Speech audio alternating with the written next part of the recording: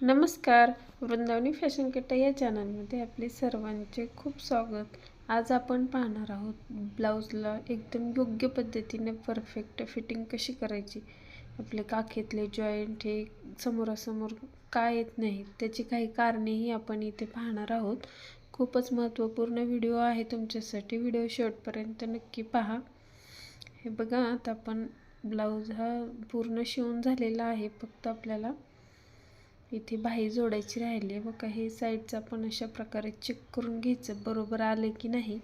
कमी जास्त असेल तर ते आपल्याला एकदम, बघा इथे थोडंसं मला कमी जास्त वाटते तर ते इथे काकीच्या बाजूने आपल्याला ते बरोबर करून घ्यायचं. बघा, हा कटोरीचा ब्लाऊज आहे तर तो अशा प्रकारे ठेवून घ्यायचा. इथे बघा, समोरचा भाग हा आपला अर्धा इंच खाली असतो पाठीमागच्या भागापेक्षा. दोन्ही साईडला हे बरोबर आले की नाही, अर्धा इंच बरोबर आहे का त्यापेक्षा जास्त आहे हे चेक करून ते बरोबर करून घ्यायचं.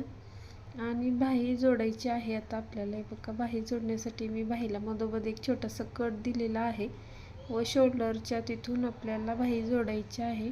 बघा, बाही जोडताना एक काळजी घ्यायची की अजिबात बाही किंवा ब्लाऊज दोन्ही अजिबात खेचायचं नाही. जसं आहे तसं जोडायचं. बाही कमी पडते म्हणून आपण इथे कधी कधी ओढून लावतो तर त्यामुळेही आपल्या काखेमध्ये चुण्या वगैरे पडतात. तर ते आपल्याला इथे अशा प्रकारे काळजी घ्यायची आहे. दुसऱ्या साईडला बाही जोडताना खालच्या बाजूला आपली बाही गेलेली आहे व ब्लाऊज वरच्या बाजूने आलेला आहे. अशा प्रकारे मी बाही जोडते जेव्हा पण मी ब्लाऊज शिवते तेव्हा. कारण जर बाही आपली शिल्लक राहिली दोन्ही साईडला राहते आणि कमी पडली तर एकसारखी कमी पडते दोन्ही साईडला.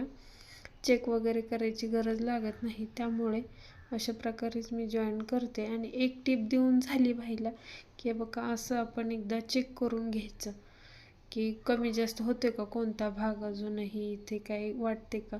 तर जो भाग जर थोडंसं कमी जास्त वाटत असेल तर तो इथे टीप देताना आपण दुसऱ्या टिपेच्या वेळेस ॲडजस्ट करून घ्यायचा. शक्यतो बाही जर बरोबर असेल आणि अगोदरच आपण चेकिंग केली तर अजिबात कमी जास्त होत नाही. बाय चान्स झालंच तरीही आपण इथे एकदा प्रत्येक वेळी ब्लाऊज शिवताना आपण हे चेक करायचं आहे. नेहमी ब्लाऊज शिवताना अशाच प्रकारे फिटिंगच्या वेळेस शिवते त्यामुळे अजिबात ब्लाऊज बिघडत नाहीत. हे बघा, आता दुसऱ्या साईडला हे मी सेम तसंच दाखवते. आता दुसऱ्या साईडला बरोबर आपण जो बाहीचा कट दिलेला आहे तो शोल्डरवर द्यायचा. आणि अशा प्रकारे जर आपण बाही जॉईन करत असो तर बाहीला कधी आपण डिझाईन बनवतो किंवा ऑलरेडी डिझायनर बाही आलेल्या असतात तर त्याही आपण एकदम वर मधोमध येतो, एका साईडला वगैरे जात नाही. त्यामुळे ही ट्रिक खूप छान आहे. तुम्ही नक्की ट्राय करून पहा व तुम्हाला उपयोगी पडली का नाही, कसं वाटलं तेही मला कमेंट करून नक्की सांगा. बघा, दुसऱ्याही साईडला बरोबर मी जोडलेलं आहे. अगदी इथे पाव इंच बाही शिल्लक राहिलेली आहे, कमी नाही पडली. बघा, इथेही आपण चेक करून घेतला व नंतरच आपण दुसरी टिप देत आहोत. आपण बघा, आता दुसरी ही टिप त्यावरून एकदम आतमधला ब्लाऊजचा कपडा हा चुनी वगैरे पडणार नाही याची काळजी घेत व्यवस्थित ही दुसरी टिप आपल्याला इथे ब्लाऊजला द्यायची असते. बघा, दुसरी ही बाही एकदम परफेक्ट अशी आपली जोडून झालेली आहे. अशा प्रकारे जर तुम्ही बाही जॉईन केली तर आपले काखेतले जॉईंट हे एकदम समोरासमोर येतात, अजिबात मागे पुढे होत नाहीत. तुम्ही इथे पाहू शकता. बघा, बाही जॉईन करताना कधीही आपल्याला थोडीशी एक्स्ट्राच बाही आपण कट करून घ्यायची आहे. बाही कमी नाही पडायला पाहिजे. जर बाही कमी पडली तर आपल्याला काय करायचं याचाही मी व्हिडिओ तुमच्यासोबत नक्की शेअर करणार आहे पुढे. बघा, इथे आपण ओव्हरलॉकची वरून एक आपण टीप देऊन घ्यायची.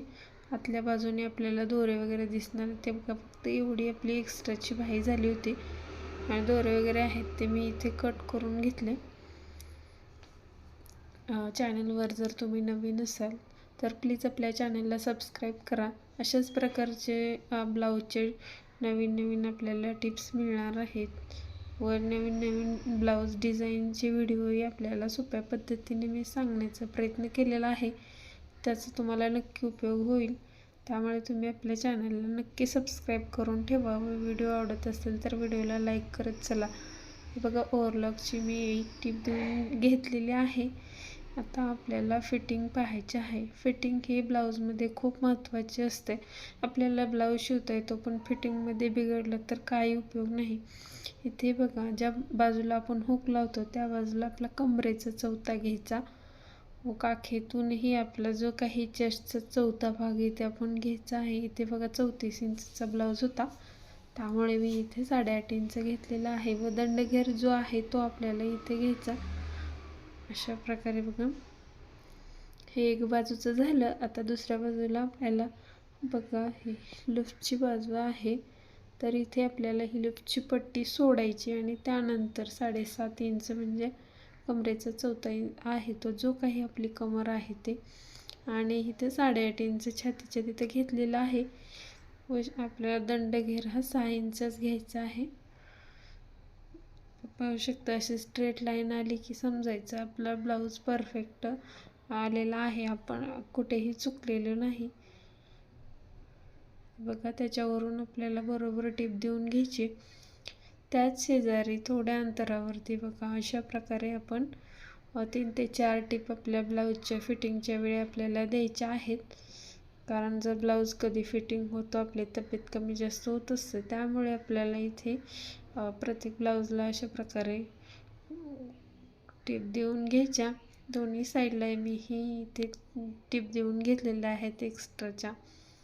तर हा बघा आपलं एकदम काखेतले जॉईंट हे समोरासमोर आलेले आहेत व परफेक्ट दोन्ही बाजू एकसारख्या झालेल्या आहेत.